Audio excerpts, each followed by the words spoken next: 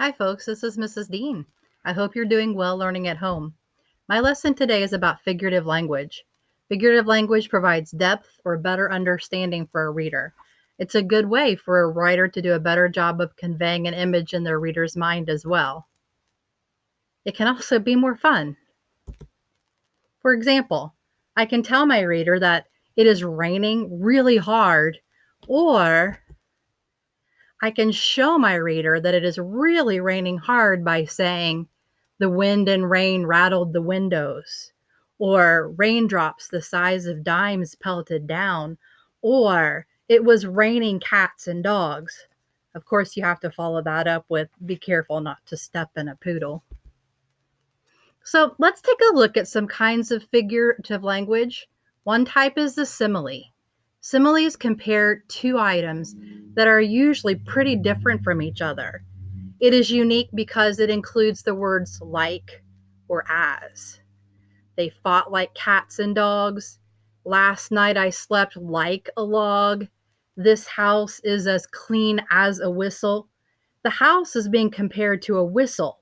Notice the words like and as.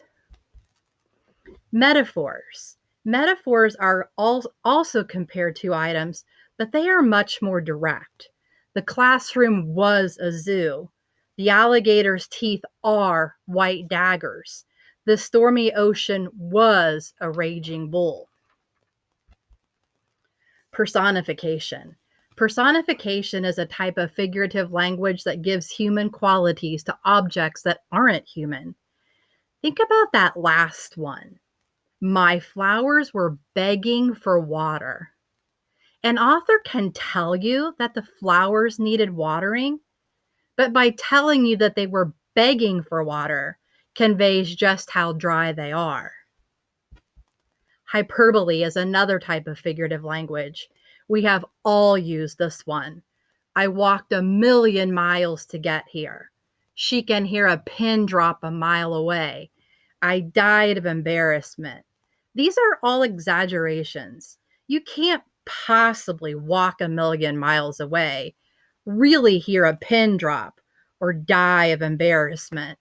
Sometimes we like to tell our parents we have a ton of homework when we get home, or we are starving. But you say these things so that someone knows just how embarrassed or hungry you are. It's really not quite that bad. The last example in this lesson is idioms. Idioms are pretty silly, really, but each has its own origin and meaning. Hit the hay, fish out of water, seeing eye to eye, cross your fingers, I'm all ears. A fish out of water, for example, is an expression that started as an observation of how out of place a fish is out of its own home, the water. So this phrase means that something or someone is uncomfortable.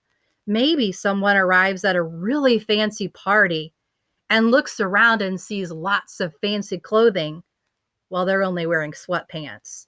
They might be described as a fish out of water.